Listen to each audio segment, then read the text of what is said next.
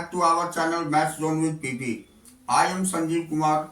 Today I want to provide you quick revision notes of class 12 chapter 13 that is organism and populations. तो आज मैं आपको जो जानकारी देने जा रहा हूँ वो क्लास 12 की बायोलॉजी की चैप्टर 13 है ऑर्गेनिज्म एंड पॉपुलेशंस। तो उसकी डिटेल जानकारी देता हूँ। आइए स्टार्ट होते हैं अब। हाँ तो आइए आज मैं क्लास 12 की बायोलॉजी की क्विक रिवीजन नोट्स प्रोवाइड करता हूँ जो चैप्टर 13 है। ये ऑर्गेनिज्म एंड पॉपुलेशन है। तो ecology is the branch of biology that deals with the interactions among organisms and between the organisms and its physical abiotic environment. Study of ecology is important to strike a balance between development and maintenance of natural, environmental and biotic communities. Use of conservations of resources solve local, regional and global environmental problems. तो कहने का मतलब हो गया कि ecology एक biology की ऐसी ब्रांच है जिसमें ऑर्गेनिज्म के साथ इंटरेक्शंस को यानी फिजिकल एबायोटिक एनवायरनमेंट को डील करता है। इकोलॉजी की स्टडी इम्पोर्टेंट है बैलेंस बनाने में, डेवलपमेंट और मेंटेनेंस नेचुरल इन्वायरमेंटल की करने में, और बायोटिक कम्युनिटीज की यूज कंजर्वेशन रिसोर्सेस की, चाहे वो लोकल हो, रीजनल हो, ग्लोबल हो, इन्वायरमेंटल प्रॉब्लम इसको सॉल्व करने की। अब हम नेक्स्ट पॉइंट देखते हैं। तो it is basically concern with 4 level of biological organisation, organism, population, communities and biome. ये बेसिकली कंसर्न होती है 4 लेवल की बायोलॉजिकल ऑर्गेनाइजेशन की, जो ऑर्गेनिज्म होती है, पॉपुलेशन होता है, कम्युनिटीज होती है और बायोम्स होता है। नेक्स्ट पॉइंट इकोलॉजिकल हिरार्की और ecological level of organisation connected with ecological group of organism. तो कहने का मतलब हो गया इकोलॉजिकल हिरार्की या जिसे हम इकोलॉजिकल लेवल ऑफ ऑर्गेनाइजेशन बोलते हैं, ये कनेक्टेड होता है इकोलॉजिकल ग्रुप ऑफ ऑर्गेनिज्म के साथ। यहाँ पर हमें दिखाया गया है कि इंडिविजुअल जिसे हम ऑर्गेनिज्म बोलते हैं, इससे पॉपुलेशन बनती है, पॉपुलेशन से बायोटिक कम्युनिटी बनती है, इससे इकोसिस्टम बनता है, उसके बाद ये लैंडस्केप बनता है, फिर ये बायोम बनता है और लास्टली ये बायोस्फीयर बनता है। अब next point organisms and its environment, और नेक्स्ट पॉइंट है the sum total of all abiotic and biotic factors, substances and conditions that surround the potentially influenced organism without becoming their constituent part is called environment. तो कहने का मतलब हो गया कि सारे बायोटिक और एबायोटिक फैक्टर की सम और सब्सटेंसेस और कंडीशन जो हमारे सराउंड में होती है, ये पोटेंशियली इन्फ्लुएंस होती है ऑर्गेनिज्म के द्वारा बिना किसी कॉन्स्टिट्यूएंट के पार्ट लिए हुए, ये इन्वायरमेंट कहलाते हैं। Next point at organism level physiological ecology tries to understand how different organisms are adapted to their environment in terms of survival and reproduction. The variation in the intensity and duration of temperature along with annual variation in participation precipitations result in formation of major biomes like desert, rain, forest and tundra. तो कहने का मतलब हो गया organism level पर physiological ecology ये try करती है अंडरस्टैंड करने की, जिसमें डिफरेंट ऑर्गेनिजम्स जो है अडॉप्टेड होती है इन्वायरमेंट में और ये सरवाइव करती है और रिप्रोड्यूस करती है। वेरिएशंस जो इंटेंसिटी में होती है ड्यूरिंग टेम्परेचर के दरमियान, ये एनुअल वेरिएशन और प्रेसिपिटेशन जो रिजल्ट करता है फॉर्मेशन बड़े बायोम को बनाने में, जैसे डेजर्ट होता है, रेन फॉरेस्ट एंड टुंड्रा होती है। ये आपको फिगर में दिखाया गया है। According to temperature these are the biomes. अब हम नेक्स्ट पॉइंट देखते हैं। ये regional and local variations within each biome led to the formation of different kinds of habitats like tropical rain forest, deciduous forest, desert, sea coast etcetera.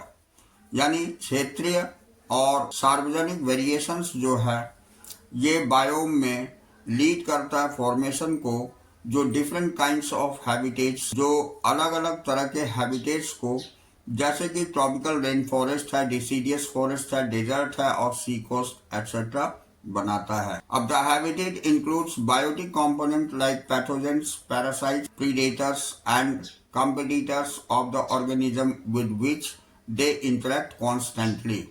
यानी habitat में include होता है biotic component जैसे कि pathogens होता है, parasites होता है, प्रीडेटर्स होता है और कंपिटिटर्स होता है ऑर्गेनिज्म का, जो कि एक दूसरे से इंटरेक्ट होते हैं। मेजर एबायोटिक फैक्टर्स हम देखते हैं। तो इसमें पहला पॉइंट है टेम्परेचर। तो temperature is the most important ecological factor to determine the biomass of a place. Average temperature on land varies seasonally and decreases progressively from the equator towards the pole and from plains to mountain tops. Temperature affects the kinetic of enzymes and basal metabolism along with physiological functions of the organism. तो कहने का मतलब हो गया कि temperature जो है ये बहुत ही इम्पोर्टेंट इकोलॉजिकल फैक्टर है जो डिटरमाइन करता है बायोमास को प्लेस के आधार पर। एवरेज टेम्परेचर जो लैंड पर वेरीज करता है वो सीजनली डिक्रीज करता है प्रोग्रेसिवली, जो इक्वेटर से जितनी दूर होती है उस हिसाब से, और पोल के हिसाब से जो प्लेन में माउंटेन टॉप्स पर होता है। और टेम्परेचर इफेक्ट करता है काइनेटिक्स ऑफ एंजाइम को और बेसल मेटाबॉलिज्म को अलोंग विथ फिजियोलॉजिकल फंक्शन के साथ किसी ऑर्गेनिज्म की। अब हम नेक्स्ट पॉइंट देखते हैं। तो the organism that can tolerate wide range of temperature are called eurythermal, for example cat, dogs, tigers etcetera. तो ऑर्गेनिज्म जो टॉलरेट होता है वाइड रेंज ऑफ टेम्परेचर से, जिसे हम यूरीथर्मल बोलते हैं, जैसे एग्जाम्पल में कैट, डॉग और टाइगर्स एक्सेट्रा होती है। अब next point, the organism which have the ability to tolerate only a narrow range of temperature are called stenothermal, for example penguin, fishes, crocodile etcetera. तो कहने का मतलब हो गया कि ऑर्गेनिज्म जिसमें एबिलिटी पाई जाती है टॉलरेट करने की नैरो रेंज ऑफ टेम्परेचर में, उसे हम स्टेनोथर्मल बोलते हैं। जैसे एग्जाम्पल में पेंगुइन होती है, फिशेस होती है, क्रोकोडाइल इत्यादि होता है। अगला पॉइंट हम देखते हैं वाटर। तो water, life on earth is unsustainable without water. कहने का मतलब हो गया कि जीवन असंभव है बिना जल के। Productivity and distribution of plant is heavily depend on water. यानी प्रोडक्टिविटी और डिस्ट्रीब्यूशन ऑफ प्लांट जो है ये मुख्यतः डिपेंडेंट होते हैं वाटर पर।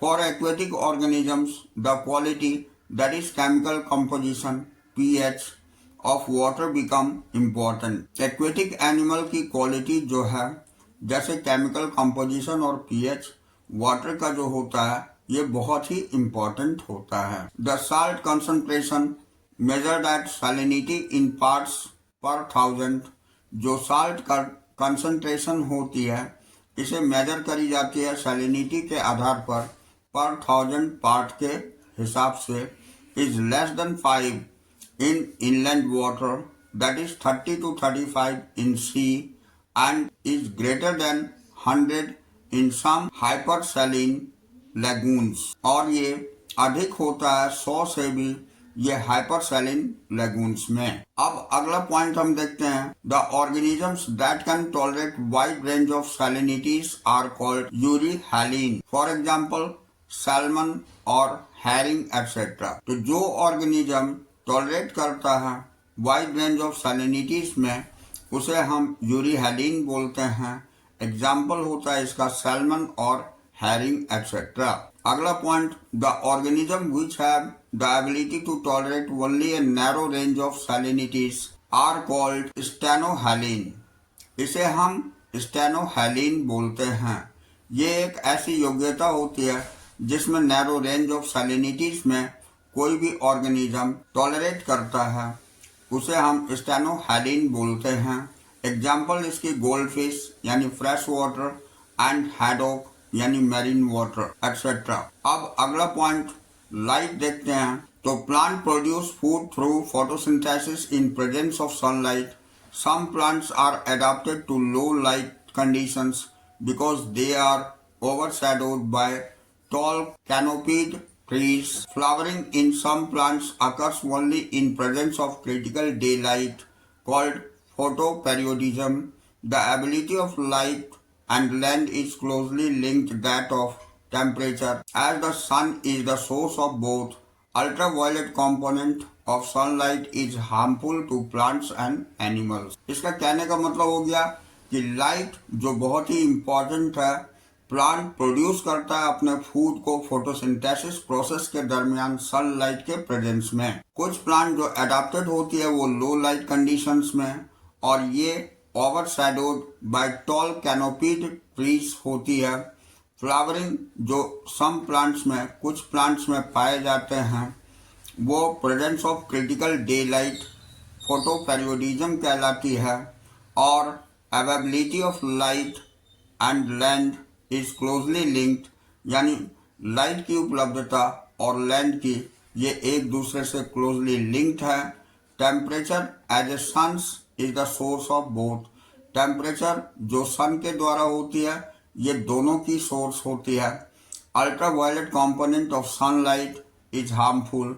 ये हार्मफुल होती है टू प्लांट्स एंड एनिमल्स, यानी दोनों के लिए, प्लांट्स के लिए भी और एनिमल्स के लिए भी। अब हम अगला पॉइंट देखते हैं, सॉइल। तो types of soil depend upon climate, weathering process, weather soil is transported and sedimentary and how soil development occurred, soil composition, grain size and aggregations determine the percolations and water holding capacity of the soil, along with the pH, mineral composition and topography determine the vegetations in any areas। तो कहने का मतलब हो गया कि soil depend होती है climate और वेदरिंग प्रोसेस पर। जहाँ सॉइल ट्रांसपोर्टेड और सेडिमेंट्री हो जाती है, सॉइल डेवलपमेंट पाई जाती है। सॉइल कंपोजिशन, ग्रेन साइज और एग्रीगेशन ये डिटरमाइन करती है परकोलेशंस एंड वाटर होल्डिंग कैपेसिटी को सॉइल के अंतर्गत, और पीएच को, मिनरल को, कंपोजिशन और टोपोग्राफी डिटरमाइन करती है वेजिटेशंस को इन एनी एरियाज। कहने का मतलब किसी भी एरियाज में। अब हम response to abiotic factor take। तो in the course of evolutions, many species have evolved constant internal environment to permit all biochemical reactions and physiological functions to work with maximum efficiency.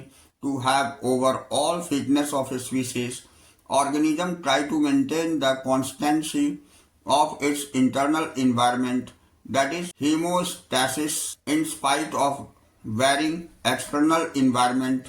There are various ways to establish homeostasis। इसका कहने का मतलब हो गया कि evolutions के course में बहुत सारे स्पीशीज इन्वॉल्व होते हैं कांस्टेंट इंटरनल एनवायरनमेंट पर, जो परमिट करती है सारे बायोकेमिकल रिएक्शंस और फिजियोलॉजिकल फंक्शंस को, जो वर्क करता है मैक्सिमम इफिशियंसी के साथ सारे फिटनेस स्पीशीज की। अब ऑर्गेनिज्म जो ट्राई करता है मेंटेन करने की कॉन्स्टेंसी को और इंटरनल एनवायरनमेंट, जिसको हम होम्योस्टैसिस बोलते हैं, ये वेरी करता है एक्सटर्नल एनवायरनमेंट पर, और ये वेरियस प्रकार की, यानी अलग अलग प्रकार की एस्टेब्लिशमेंट होती है होम्योस्टैटिस की। अब यहाँ हम अगला पॉइंट देखते हैं जो रेगुलेट है। तो all birds and animals are capable to maintaining homeostasis by physiological means which occurs constant body temperature,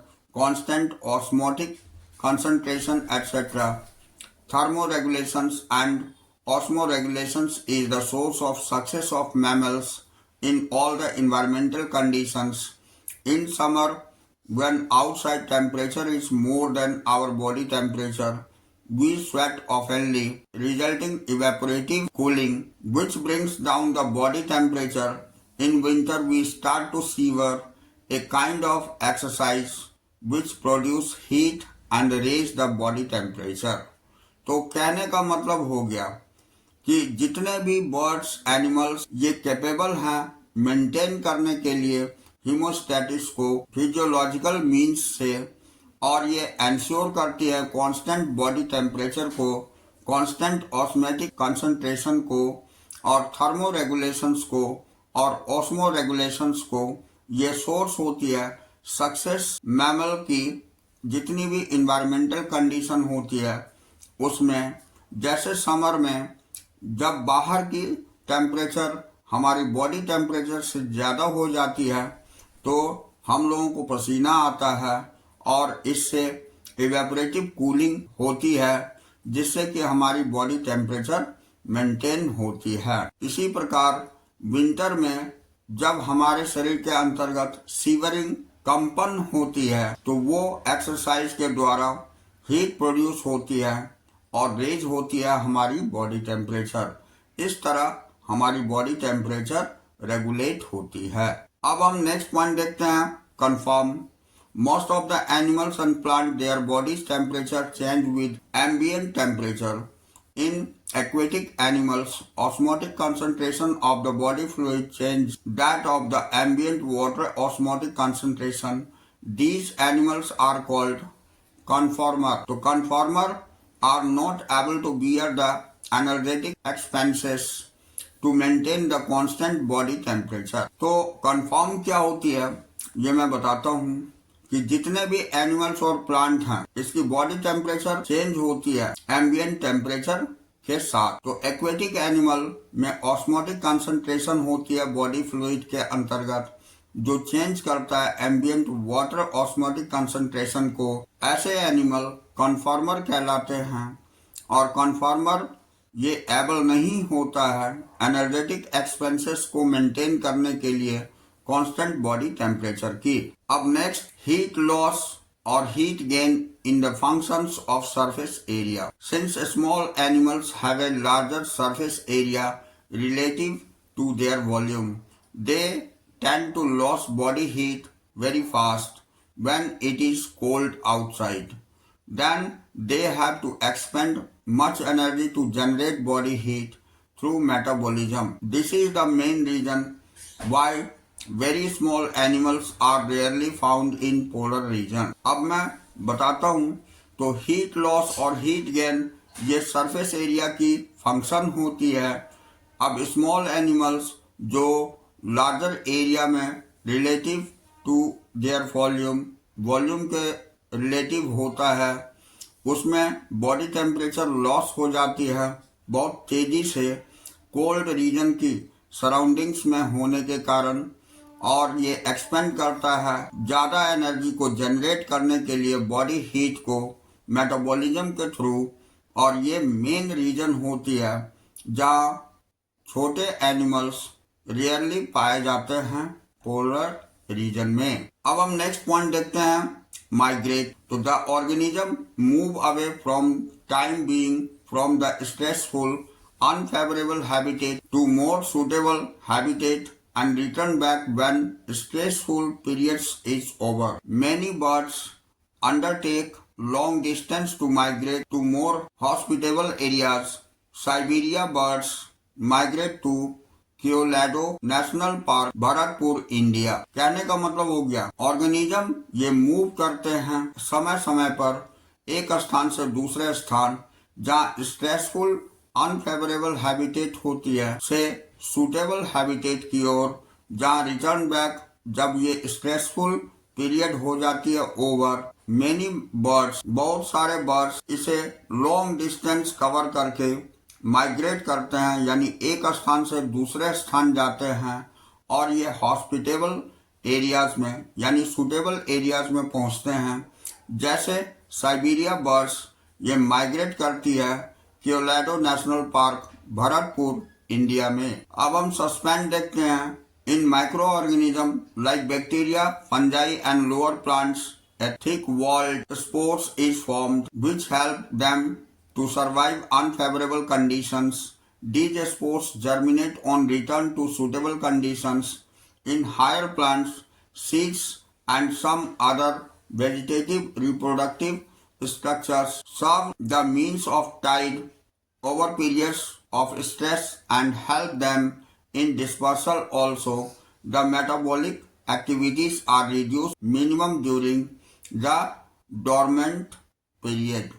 कहने का मतलब हो गया कि कुछ माइक्रो ऑर्गेनिज्म जैसे बैक्टीरिया, फंजाई वगैरह होती है और लोअर प्लांट्स होते हैं, इसके आउटसाइड में थिक वॉल की स्पोर्स बन जाती है जो मदद करती है सरवाइव करने में अनफेवरेबल कंडीशंस को, और ये स्पोर्स जर्मिनेट करते हैं जब सुटेबल कंडीशंस की रिटर्न हो जाती है। हायर प्लांट्स में सीड और कुछ अदर वेजिटेटिव रिप्रोडक्टिव स्ट्रक्चर पाए जाते हैं, वो सर्व करती है इसी तरह की पीरियड को और स्ट्रेस में, जो मदद करती है डिस्पर्सल के लिए। तो मेटाबॉलिक एक्टिविटीज जो रिड्यूस कर देता है मिनिमम ड्यूरिंग डोरमेंट पीरियड, ये डोरमेंट पीरियड में। अब अगला पॉइंट इसी में हम देखते हैं हाइबरनेशन। तो द कंडीशन और period of an animal or plant spending the winter in a dormant stage, for example bear। तो हाइबरनेशन कहलाता है ऐसे कंडीशंस या ऐसा समय एनिमल्स में या प्लांट्स में जो स्पेंड करता है विंटर को एक डोरमेंट स्टेज के रूप में, जैसे एग्जाम्पल में बियर होती है। उसके बाद एस्टिवेशन हम देखते हैं। तो द कंडीशन और पीरियड ऑफ एन एनिमल और plant spending the summer to avoid heat and desiccations in a dormant state, for example snails। तो एस्टिवेशन ये कंडीशंस हो जाती है जिसमें एनिमल और प्लांट अपने गर्मी के समय को स्पेंड करता है और अवॉइड हीट को करता है, और डेसिकेशंस जो होती है ये डोरमेंट स्टेट में, इसे हम एस्टिवेशन बोलते हैं, जैसे एग्जाम्पल में स्नेल्स होती है। हाँ, तो अब हम डायपोस देखते हैं। A stage of suspended development in zooplankton species in lakes and ponds. तो ये स्टेज सस्पेंडेड डेवलपमेंट की जो होती है ये जू प्लैंक्टन स्पीसीज में पाई जाती है जो लेक्स में या पॉन्ड्स में होती है। तो adaptation is the attribute of organism morphological and physiological and behavioral changes that enable the organism to survive and reproduce in its habitat। तो कहने का मतलब हो गया कि एडाप्टेशन एक ऐसा एट्रीब्यूट ऑर्गेनिज्म की होती है जो मॉर्फोलॉजिकली, फिजियोलॉजिकली और बिहेवियरली चेंज होती है और उसके योग्य होते हैं ऑर्गेनिज्म को सरवाइव करने के लिए और रिप्रोड्यूस करने के लिए अपने हैबिटेट के अनुसार। अब अगला पॉइंट हम इसी में देखते हैं। Kangaroo rat in North American desert fulfil the water requirement by internal oxidation of fat in absence of water. तो it also has the ability to concentrate its urine so that minimal volume of water is used to remove excretory product. Kangaroo rat ये North American desert में ये अपने water की fulfilment internal oxidation fat के द्वारा करते हैं, ये वाटर के एब्सेंस। और ये एबिलिटी कंसंट्रेशन जो यूरिन की होती है उस समय मिनिमल हो जाती है। ये वॉल्यूम ऑफ वाटर जो यूज करी जाती है ये रिमूव होता है एक्सक्रीटरी प्रोडक्ट्स में। Next, thick cuticle in many plants also prevent loss of water. यानी थिक क्यूटिकल्स जो पाए जाते हैं वो बहुत सारे प्लांट्स में ये प्रिवेंट करती है लॉस ऑफ वाटर को। CAM plant open their stomata during night to reduce the loss of water during photosynthesis. तो CAM प्लांट्स जो है इसकी स्टोमेटा रात के समय खुलती है जो रिड्यूस करती है कम से कम वाटर लॉस को फोटोसिंथेसिस के दरमियान। अब हम नेक्स्ट पॉइंट देखते हैं। Mammals from colder climate have shorter ears and limbs to minimise heat loss. This is called Allen's rule. तो मैमल्स जो कोल्डर क्लाइमेट में पाए जाते हैं उसके कान छोटे होते हैं और लिम्स छोटे होते हैं जिससे हीट लॉस कम होती है और ये एलन रूल के अनुसार होती है। In polar seas aquatic mammals like seals have the thick layer of fat called blubber below the skin that acts as an insulator and reduce loss of body heat। तो polar seas aquatic mammals जो होते हैं, जैसे seal होती है, इसके skin के अंतर्गत एक मोटी लेयर फैट की होती है जिसे ब्लबर बोला जाता है। ये एक्ट करती है, ये काम करती है इंसुलेटर का और बॉडी हीट को रिड्यूस करती है उसके लॉस से। अब next, altitude sickness is observed at higher altitude that include symptoms like nausea, fatigue, heart palpitations due to less oxygen and atmospheric pressure. The person gradually gets acclimatized and stop experiencing altitude sickness. This is type of physiological adaptation. Altitude sickness हम उसे कहते हैं जो देखी जाती है high altitude पर, जिसके अंतर्गत ये सिम्टम होती है नोजिया की, फैटिग की, हार्ट पल्पिटेशंस की। ये कम ऑक्सीजन जो पाई जाती है एटमॉस्फेरिक प्रेशर पर, तो ये पर्सन की ग्रेजुअली एसिलिमेटाइज्ड और स्टॉप एक्सपीरियंसिंग हो जाती है एल्टीट्यूड सिकनेस की फिजियोलॉजिकल एडाप्टेशन का एग्जाम्पल है। अब हम नेक्स्ट देखते हैं। तो a number of marine invertebrate and fish live in temperature always less than 0 and some lives in great depth in ocean where pressure is very high by array of biochemical adaptations। तो कुछ marine invertebrate होते हैं और fish होते हैं, temperature बहुत अधिक temperature में लीव करते हैं और लेस होती है या 0 हो जाती है और बहुत ही ज्यादा हाई प्रेशर होती है वहां, तो ये बायोकेमिकल एडाप्टेशन कहलाती है। अब next point, some organism like desert lizard lack of physiological ability that mammals have but deal with the high temperature of their habitat by behavioral means। So they bask in the sun and absorb heat, and when their body temperature drops below the comfort zone but move in shade when the ambient temperature start increasing। तो कहने का मतलब हो गया कि कुछ organism जैसे कि डेजर्ट लिजर्ड होती है, इसमें फिजियोलॉजिकल एबिलिटी पाई जाती है मैमल से ज़्यादा होती है और ये डील करती है हाई टेम्परेचर को उसके हैबिटेट के अनुसार, ये बिहेवियरल मीन्स के द्वारा। अब जैसे कि बास्क सन की एब्जॉर्ब हीट करता है और जब उसकी बॉडी टेम्परेचर ड्रॉप हो जाती है कंफर्ट जोन से, तो ये मूव कर जाता है शेड्स में और वहाँ एम्बिएंट टेम्परेचर स्टार्ट इंक्रीज करने लगता है। अब अगला पॉइंट हम पॉपुलेशन देखते हैं। तो individuals of any species live in group in well defined geographical areas, share और compete for similar resources, essentially interbreed and constitute A population. तो कहने का मतलब हो गया कि जितने भी इंडिविजुअल्स हैं स्पीशीज की, ये ग्रुप में रहते हैं एक निश्चित ज्योग्राफिकल एरियाज में और शेयर करते हैं अपने सिमिलर रिसोर्सेस को और पोटेंशियली इंटरब्रीड करते हैं और कंस्टिट्यूट करते हैं पॉपुलेशंस को। अब हम पॉपुलेशन एट्रीब्यूट्स देखते हैं। A population has certain attributes that an individual organism does not, such as an individual may have birth and deaths but a population has birth rates and death rates।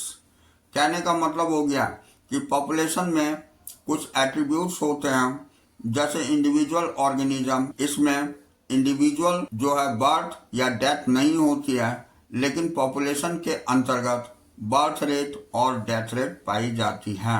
अब इसी के अंतर्गत first point हम देखते हैं, the birth and death rate are referred as per capita births or deaths respectively, which is increased and decreased with respect of members of the population। तो birth rate या death rate ये refer करता है per capita birth को या death को, जो कि इंक्रीज या डिक्रीज हो जाती है ये मेंबर्स के पॉपुलेशन के आधार पर। अब अगला point, sex ratio is another attribute of population.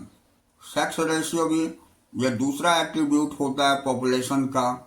तो एन इंडिविजुअल में बी मेल और female but population has sex ratio. एक इंडिविजुअल मेल या फीमेल हो सकता है लेकिन पॉपुलेशन में इसे सेक्स रेशियो हम जानते हैं। अब ए population at given time composed of different individuals of different ages.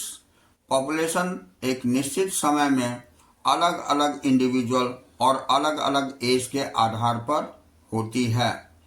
If the age distribution is plotted for the population, अगर एज डिस्ट्रीब्यूशन प्लॉट किया जाए पॉपुलेशन के आधार पर तो the resulting structure is called age pyramids.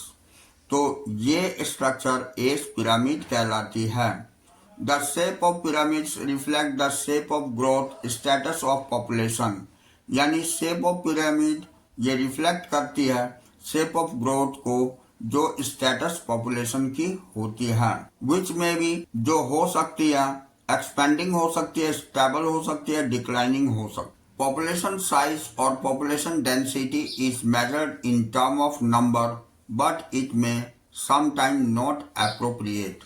यानी population size या population density ये मेजर करी जाती है इन टर्म ऑफ नंबर के टर्म में, लेकिन ये जो है एप्रोप्रिएट नहीं होती है कभी। अब population growth, the size of population is not statics. तो ये साइज पॉपुलेशन की ये स्टैटिक नहीं होती है। It keeps changing with time. ये समय के अनुसार बदलती रहती है। डिपेंडिंग अपॉन फूड अवेलेबिलिटी, ये डिपेंड करती है फूड उपलब्धता के आधार पर, प्रिडेशन प्रेशर के आधार पर एंड रिड्यूस वेदर के आधार पर। The main factors that determines the population growth are. अब मेन फैक्टर दिखाते हैं जो पॉपुलेशन ग्रोथ को डिटरमाइन करती है। तो इसमें पहला पॉइंट होता है नेटलिटी। ये number of birth during the given period in the population होती है। दूसरा होता है मोर्टेलिटी। ये number of death during a given period in the population होती है। तीसरा होता है इमाइग्रेशन। तो ये individual of the same species that have come into the habitat होता है। चौथा है इमाइग्रेशन। ये individual of population that have left the habitat ये होता है।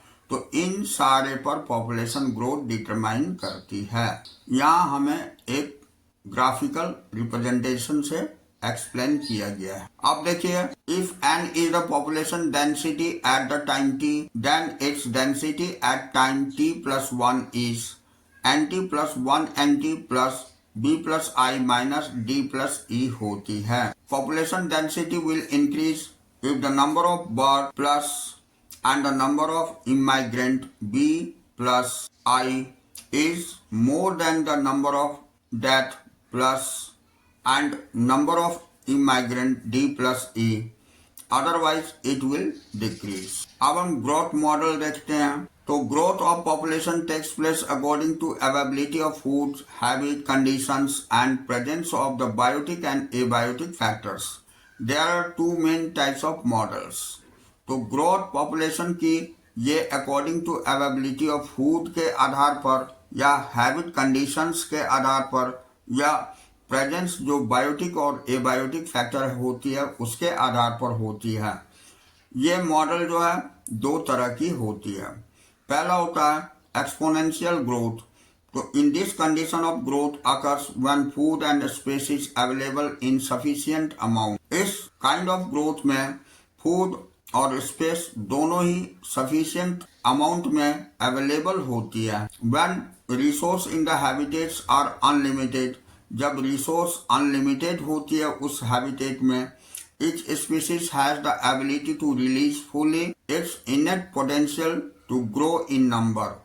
तो प्रत्येक स्पीसीज बहुत ही अच्छी तरह से ग्रो करते हैं संख्याओं में। The population grow in an exponential and geometrical fashion.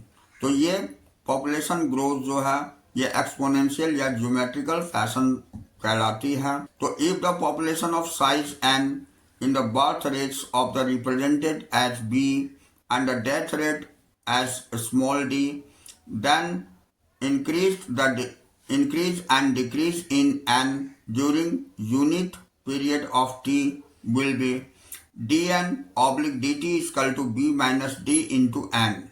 Let b minus d is equal to r, then dn upon dt is equal to rn. So then the r is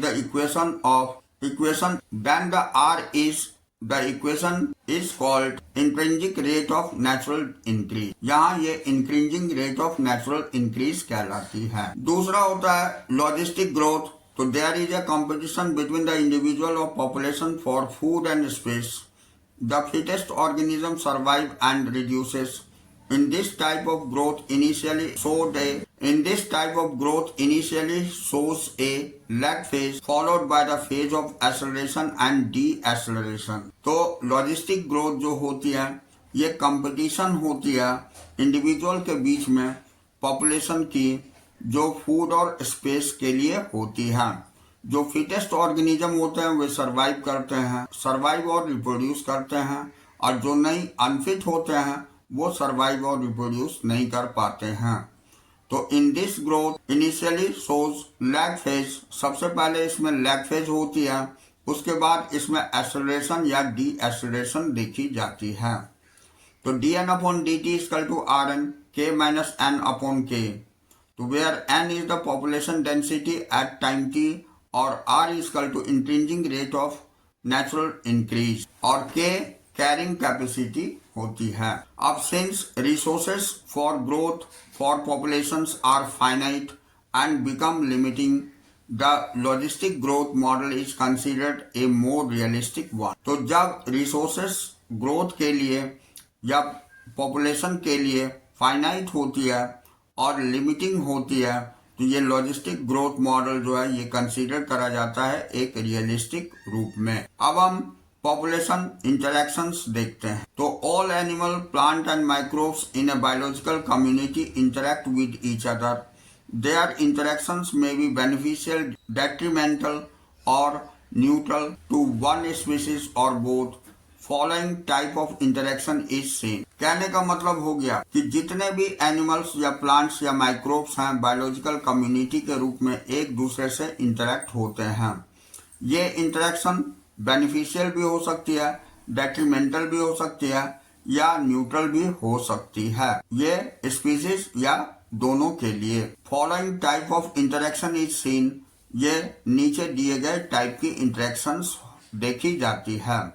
पहला होता है predation, दूसरा होता है competition, तीसरा होता है parasitism, चौथा होता है कॉमेंसलिज्म, पांचवा होता है म्यूटलिज्म। तो ये 5 प्रकार के होते हैं। यहाँ पर आपको टेबल में सारी नेम ऑफ इंटरेक्शंस को रिप्रेजेंट करी गई है पॉजिटिव एंड नेगेटिव 2 स्पीशीज के बीच में। अब हम प्रीडेशन देखते हैं।